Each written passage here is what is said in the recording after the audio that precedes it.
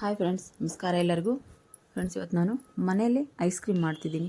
ಯಾವ ರೀತಿ ಮಾಡಿದೆ, ಹಾಗೆ ಇದಕ್ಕೇನೆಲ್ಲ ಇಂಗ್ರೀಡಿಯೆಂಟ್ಸ್ ತೊಗೊಂಡಿದ್ದೀನಿ ಅಂತೇಳಂದು ತೋರಿಸ್ತೀನಿ. ಬರ್ರಿ. ನಾನು ನೋಡ್ರಿ, ಒಂದು ಪಾತ್ರೆಗೆ 3 ಕಪ್ಪಷ್ಟು ನಾನಿಲ್ಲಿ ಹಾಲನ್ನು ಹಾಕ್ಕೊಂಡಿದ್ದೀನಿ. ಇದು ಕಾಯಿಸಿರುವಂಥ ಹಾಲಲ್ಲ, ಹಸಿ ಹಾಲನ್ನೇ ನಾನಿಲ್ಲಿ ತೊಗೊಂಡಿದ್ದೀನಿ. 3 ಕಪ್ಪಷ್ಟು ಹಾಲು ಹಾಕ್ಕೊಂಡು ನಾನು ಇದನ್ನು ಕಾಯಿಸೋಕ್ಕಿಟ್ಟಿದ್ದೀನಿ. ಈ ಟೈಮಲ್ಲಿ ನಾನು ಇದು ಹಾಲು ಹಾಕ್ಕೊಂಡಾದ್ಮೇಲೆ ಒಂದು ಸ್ವಲ್ಪ ಹಾಲು ಬಿಸಿ ಆದಮೇಲೆ ನಾನಿಲ್ಲಿ ಒಂದು 3/4 ಕಪ್ಪಷ್ಟು ನಾನಿಲ್ಲಿ ಸಕ್ಕರೆನ ಹಾಕ್ಕೊಂಡಿದ್ದೀನಿ. 3/4 ಕಪ್ ಸಕ್ಕರೆ ಹಾಕ್ಕೊಂಡು ಇದನ್ನ ಚೆನ್ನಾಗಿ ಮಿಕ್ಸ್ ಮಾಡಿಕೊಂಡು, ಅಂದರೆ ಹಾಲು ಗಟ್ಟಿ ಇರುತ್ತಲ್ಲ, ಹಾಗಾಗಿ ಒಂದು ಸ್ವಲ್ಪ ನಾವು ಆಗಾಗ ಮಿಕ್ಸ್ ಮಾಡಬೇಕಾಗತ್ತೆ, ಇಲ್ಲಾಂದರೆ ತಳ ಹತ್ತೋ ಚಾನ್ಸಸ್ ಇರುತ್ತೆ. ಅದಕ್ಕೋಸ್ಕರ ನಾನಿಲ್ಲಿ ಒಂದು ಕಪ್ ಇಟ್ಕೊಂಡಿದ್ದೀನಿ. ಆ ಕಪ್ಪಿಗೆ ಕಸ್ಟರ್ಡ್ ಪೌಡರ್ನ ನಾನು ತೊಗೊಂಡಿದ್ದೀನಿ. ಇಲ್ಲಿ 2 ಟೀ ಸ್ಪೂನಷ್ಟು ನಾನು ಕಸ್ಟರ್ಡ್ ಪೌಡರ್ನ ಇಲ್ಲಿ ಹಾಕ್ಕೊತೀನಿ ಫ್ರೆಂಡ್ಸ್. ಹಾಕ್ಕೊಂಡು ಒಂದು ಸ್ವಲ್ಪ ಇದಕ್ಕೆ ಒಂದು ಅರ್ಧ ಕಪ್ಪಷ್ಟು ನಾನಿಲ್ಲಿ ಹಾಲು ಹಾಕ್ಕೊತೀನಿ. ಅಂದರೆ ಅದು ಕರಗಿಸೋಕ್ಕೆ, ಇಲ್ಲಾಂದರೆ ಗಂಟು ಆಗುತ್ತೆ ಅಂತೇಳಂದು ಒಂದು ಸ್ವಲ್ಪ ಹಾಲು ಹಾಕ್ಕೊಂಡು ಅದನ್ನು ಚೆನ್ನಾಗಿ ನಾನು ಮಿಕ್ಸ್ ಮಾಡ್ಕೊತೀನಿ. ಗಂಟು ಇಲ್ಲದೆ ಇರೋ ರೀತಿ ನಾನು ಇದನ್ನ ಚೆನ್ನಾಗಿ ಮಿಕ್ಸ್ ಮಾಡಿಕೊಂಡು, ಈ ಕುದೀತಾ ಇರುವಂಥ ಹಾಲಿಗೆ ನಾನು ಇದನ್ನು ಕಸ್ಟರ್ಡ್ ಪೌಡರ್ನ ಹಾಕ್ಕೊತೀನಿ. ಇದನ್ನೆಲ್ಲ ಚೆನ್ನಾಗಿ ನಾನು ಗಂಟು ಬರದೇ ಇರೋ ರೀತಿ ನಾನು ಇದನ್ನ ಮಿಕ್ಸ್ ಮಾಡ್ಕೊಂಡಿದ್ದೀನಿ. ಇದನ್ನು ನಾನು ಇದಕ್ಕೆ ಹಾಕಿ ಮತ್ತೆ ಒಂದು ಸರ್ತಿ ಮಿಕ್ಸ್ ಮಾಡ್ತೀನಿ. ಮಿಕ್ಸ್ ಮಾಡಿ ಇದನ್ನು ಕುದಿಯೋದಕ್ಕೆ ಬಿಡ್ತೀನಿ ನಾನು. ಇದು ಎಷ್ಟು ಬರಬೇಕಂದ್ರೆ, ನಾವೀಗ 3 ಕಪ್ಪಷ್ಟು ನಾನು ಇಲ್ಲಿ ಹಾಲು ತೊಗೊಂಡಿದ್ದೀನಿ. ಇದು 1.5 ಕಪ್ಪಷ್ಟು, ಅಂದರೆ ಅರ್ಧ ಕ್ವಾಂಟಿಟಿ ಬರಬೇಕಿದು. ಪೂರ್ತಿ 3 ಕಪ್ ಇರೋದು 1.5 ಕಪ್ಪಷ್ಟು ಬರಬೇಕು. ಅಲ್ಲಿವರೆಗೂ ನಾವು ಇದನ್ನು ಕುದಿಸ್ಕೋಬೇಕಾಗತ್ತೆ ಹಾಲನ್ನು. ನಾನಿಲ್ಲಿ ಒಂದು ಮಾವಿನ ಹಣ್ಣನ್ನು ತೊಗೊಂಡಿದ್ದೀನಿ. ಆ ಮಾವಿನ ಹಣ್ಣನ್ನು ಮೇಲಿನ ಸಿಪ್ಪೆ ಎಲ್ಲ ತೆಗೆದು ನಾನು ಒಳಗಿನ ಪಲ್ಪನ್ನು ನಾನು ಎತ್ತಿಟ್ಕೊಂಡಿದ್ದೀನಿ ತೆಗೆದು. ಇಲ್ಲಿ ನೋಡ್ರಿಂದ ಪೂರ್ತಿ ಕುದಿಯೋಕ್ಕೆ ಬಿಟ್ಟಿದ್ದೆ ನಾನು. ಪೂರ್ತಿ ಅರ್ಧದಷ್ಟು ಆಗಿದೆ ಇದು.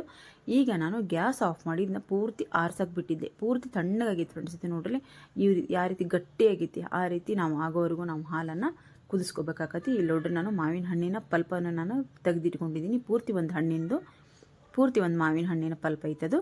ಈಗ ನಾನೇನು ಮಾಡ್ತೀನಿ, ಒಂದು ಮಿಕ್ಸಿ ಜಾರ್ ತೊಗೊಂಡಿದ್ದೀನಿ. ಮಿಕ್ಸಿ ಜಾರ್ ತೊಗೊಂಡು ಅದಕ್ಕೆ ನಾನು ಪೂರ್ತಿಯಾಗಿ ನಾನು ಗಟ್ಟಿಯಾಗಿರುವಂಥ ಹಾಲನ್ನು ಇದಕ್ಕೆ ಹಾಕ್ಕೊತೀನಿ.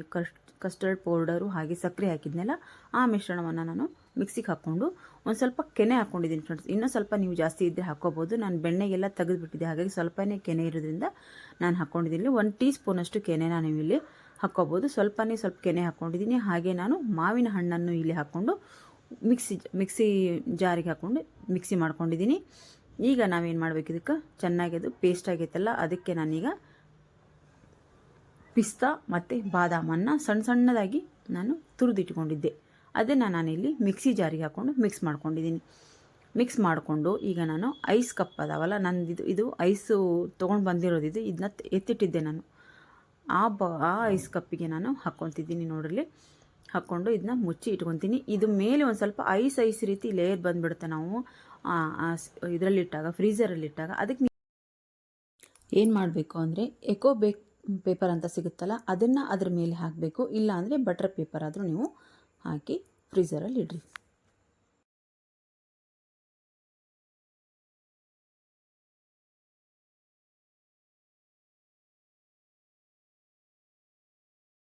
ಬಹಳನೇ ಚೆನ್ನಾಗಿ ರುಚಿಕರವಾದಂಥ ಮಾರ್ಕೆಟಲ್ಲಿ ಸಿಗುವಂಥ ಐಸ್ ಕ್ರೀಮನ್ನು ನಾವು ಮನೇಲೇ ರೆಡಿ ಮಾಡ್ಕೋಬೋದು. ಮಾವಿನ ಹಣ್ಣಂತೂ ಈಗ ಸೀಸನ್ ಇರೋದ್ರಿಂದ ಮಾವಿನ ಹಣ್ಣಿನ ಐಸ್ ಕ್ರೀಮನ್ನು ಮನೇಲೇ ಮಾಡಿಕೊಂಡು ರುಚಿ ನೋಡ್ರಿ ಎಷ್ಟು ಟೆಕ್ಸ್ಚರ್ ಎಷ್ಟು ಚೆನ್ನಾಗಿ ಬಂದೈತಿ. ಹಾಗೆ ಈ ವಿಡಿಯೋ ನಿಮಗೆ ಇಷ್ಟ ಆಗೈತೆ ಅಂತ ತಿಳ್ಕೊಂಡಿದ್ದೀನಿ ನಾನು. ಈ ರೆಸಿಪಿನ ಮನೇಲಿ ಟ್ರೈ ಮಾಡಿ ಕಮೆಂಟ್ ಬಾಕ್ಸಲ್ಲಿ ಕಮೆಂಟ್ ಹಾಕಿ ಹೇಗೆ ಬಂದಿತ್ತು ಅಂತ ಹೇಳಂದು. ಮತ್ತು ವಿಡಿಯೋ ಇಷ್ಟ ಆದರೆ ಒಂದು ಲೈಕ್ ಮಾಡಿ, ಹಾಗೆ ಶೇರ್ ಮಾಡಿ. ನಾನು ಮತ್ತೆ ಮುಂದೆ ಒಂದು ಒಳ್ಳೆಯ ವಿಡಿಯೋದೊಂದಿಗೆ ಬರ್ತೀನಿ ಫ್ರೆಂಡ್ಸ್. ನೀವು ನನ್ನ ಚಾನಲನ್ನು ಸಬ್ಸ್ಕ್ರೈಬ್ ಮಾಡಿಕೊಂಡು ಸಪೋರ್ಟ್ ಮಾಡಿ.